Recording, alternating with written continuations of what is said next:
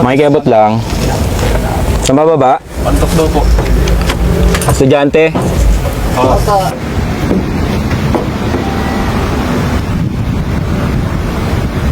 Ate, vaccinated ka na ba?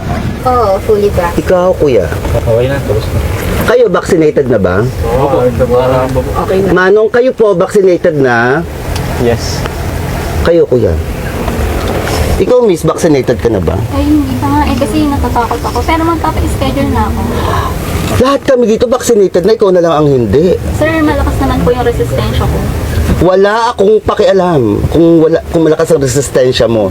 Basta ikaw bumaba ka dito at kung hindi ka bababa, i-report kita. Sir, mahuhuli pa po kasi ako sa pupuntahan ko pag nag-abang pa ako ng ibang masasakyan. Kung hindi ka bababa talaga dito, i-report kita.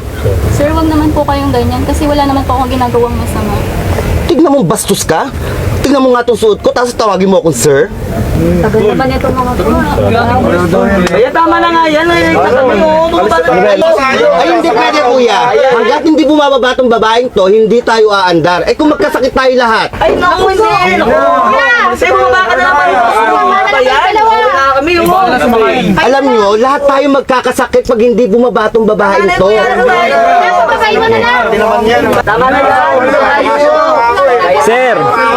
Sir! Abala na kayo. Hindi tama to. Sir o miss, wala po akong pakialam kung bakunado na siya o hindi pa. Ang importante sa atin dito ay magrespetuhan sa isa't isa. At ako bilang isang driver ay gagampanan ko ang aking tungkulin para maibaba kayo sa destinasyon na inyong pupuntahan. Ngayon, kung hindi ka titigil sa puputak mo, bumaba ka na sa jeep ko. Bumaba ka. Bakit ako? Bumaba ka. Walang respeto yan. Hindi ka naman maganda eh. Ay nako, quiz sila. Akala mo naman mga kusino, mga bobo. Sila pa magagalit sa akin, eh sila na nga itong mga mali. Ako, tagal naman ng jeep dito. Dapat dito sa mga tao yan, mga iparehab. Dito sa mga yan. Kakayamot.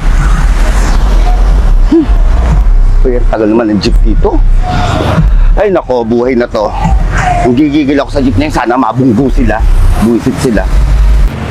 Ayan, may jeep. Ay, salamat, may jeep. Ba yan? Nilagpasan pa ako nung oras na may pasok pa ako. Ay naku, ano bang buhay naman to? Nung oras na, ito pa. Para!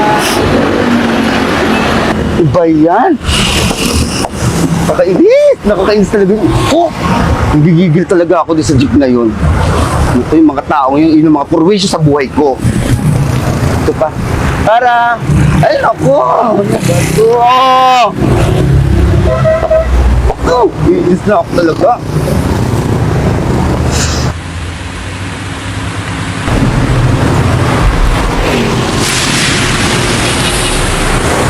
Oh my God!